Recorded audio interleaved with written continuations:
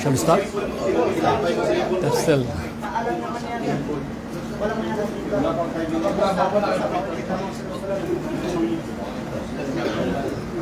بسم الله الرحمن الرحيم.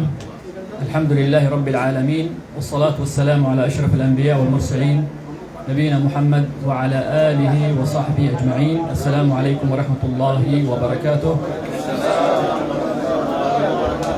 حياكم الله جميعا. Good to see you again. May Allah bless such a gathering and increase us all in knowledge, inshallah.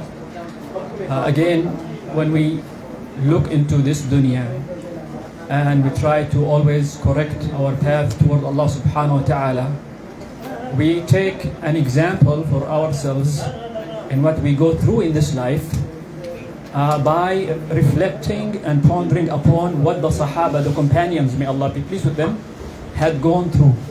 Especially when we see that the Sahaba, there were stage in their life where they were upon disbelief until the Prophet came, peace be upon him, and then they accepted the message of Islam. So they had to do a major shift in their life, right?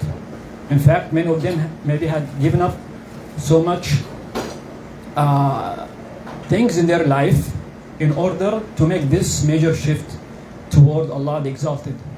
So today let us take an example from one of the companions. May Allah be pleased with him. And this is the companion Musab ibn Umair. Musab ibn Umair. Musab ibn Umair was a person who was raised in a rich family. His mother was so rich. And he was a spoiled boy in Mecca. He was wearing fancy clothes, putting on expensive perfume, to an extent that if someone passes in a street, he would say Musab ibn Umair had passed through this street because of the smell of the fragrance of Musab ibn Umair. This young man, at the early stage of Islam, when the Prophet started to call to Islam secretly to those who were around him, but he declared from day one that he is a messenger of Allah Azza wa Jal. So some were attracted to him and were convinced of the message of Islam. And this was done in the house of Dar Al-Arqam ibn Al-Arqam, secretly, where the companions at the early stage of Islam would come to that house, learn from the Prophet, know how to practice their deen, and then secretly go back to their homes. Mus'ab ibn Umair was one of those who were attending such gathering. One time he was praying and somebody saw him praying from the pagans of Mecca. And he went on and reported him to his mother.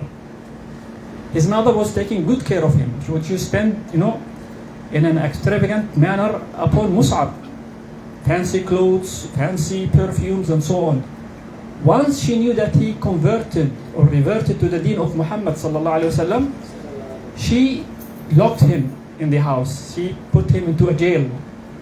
And she stopped providing for him this fancy lifestyle as a mean to force him to come back to the way of the forefathers in believing in the idols and taking the idols as mediators between them and Allah the Exalted. While Mus'ab still was standing firm, not willing to compromise in the new faith which he had accepted. SubhanAllah, when we come to Islam, or when we become practicing Muslims and read the Quran and get exposed to the Sunnah of Prophet Muhammad, peace be upon him, we understand how valuable this deen is. So that's why you'll see in the lives of the companions how much they would present in order to stand firm upon this faith, giving their wealth and sometimes maybe giving their lives, but not to give up or compromise their faith in Allah subhanahu wa ta'ala. So she was trying to press Mus'ab to abandon the new deen which he had followed. But he was standing firm until he was able to escape from him being put in jail.